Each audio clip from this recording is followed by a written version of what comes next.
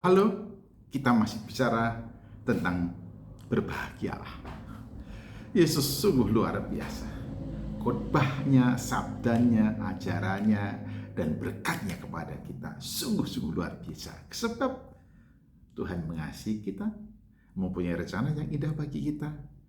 Untuk itulah Tuhan mengajarkan kepada kita bagaimana supaya kita selalu hidup di dalam kebahagiaan dalam segala kondisi kehidupan kita.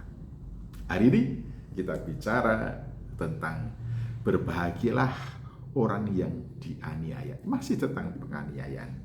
Injil Matius pasal yang kelima, ayat yang ke-11, demikianlah firman Tuhan. Berbahagialah kamu jika karena aku kamu dicela dan dianiaya dan kepadamu difitnahkan segala yang jahat. Ini luar biasa ya. Berbahagialah jikalau karena aku kamu dicela, kamu dianiaya dan difitnahkan segala yang jahat. Dalam situasi kondisi dicela, kemudian dalam kondisi difitnahkan segala sesuatu yang jahat dan dianiaya, Tuhan Yesus Kristus justru mengatakan berbahagialah. Mengapa demikian? Bapak Ibu dan Saudara yang saya kasih dalam Tuhan Yesus Kristus, Tuhan Yesus Kristus telah mengajarkan bahwa setiap orang yang mau mengikutnya, memikul salibnya, menyangkal dirinya, dan mengikut Tuhan Yesus Kristus. Ini artinya ketika kita mengambil keputusan untuk mengikut Yesus Kristus, kita tahu pasti ada risiko, ada harga yang harus kita bayar. Sebelum Tuhan Yesus Kristus ditangkap dan kemudian disalibkan, Tuhan Yesus Kristus secara khusus memberikan pesan kepada kita semuanya. Di dalam Injil Yohanes pasal yang ke-16, demikianlah kebenaran firman Tuhan. Injil Yohanes pasal 16, mulai ayat 1, demikian. Semuanya ini kukatakan kepadamu supaya kamu jangan kecewa. Dan kamu jangan kecewa dan menolak aku. Kamu akan dikucilkan.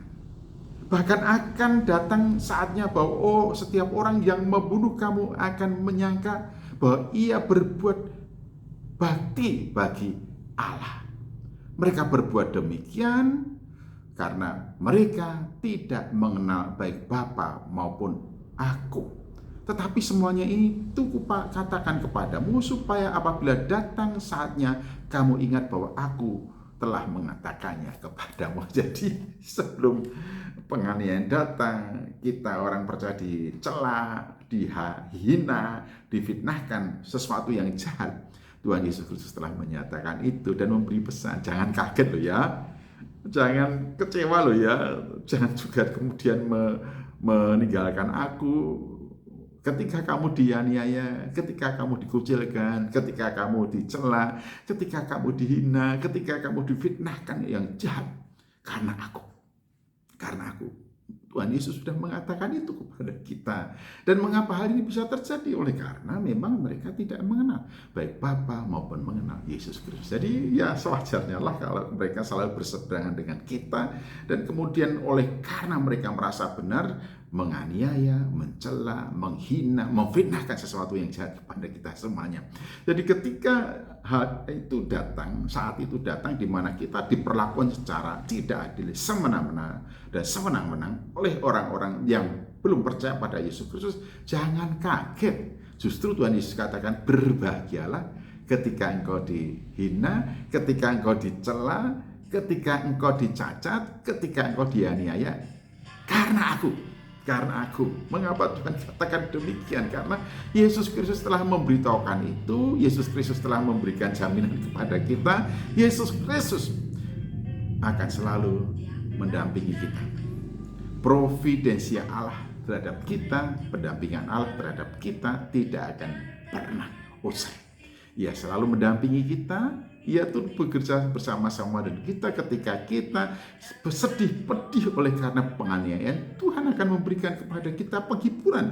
Penghiburan bukan hanya sesaat saja sementara kita di dalam dunia, tapi juga penghiburan yang abadi. Sebab orang yang dianiaya oleh karena Kristus, oleh karena kebenaran, merekalah yang punya kerajaan surga. Kalau kita dianiaya oleh karena Kristus dan kita dikatakan kita adalah orang yang punya kerajaan surga, maka penganiayaan itu tidak ada artinya sama sekali. Oleh karena itu setiap orang yang percaya akan selalu mengatakan, bagiku hidup adalah Kristus, mati adalah keuntungan. Sekali ku ambil keputusan untuk mengikut Yesus, maka sampai mati aku tetap mengikut Yesus. Haleluya, puji Tuhan.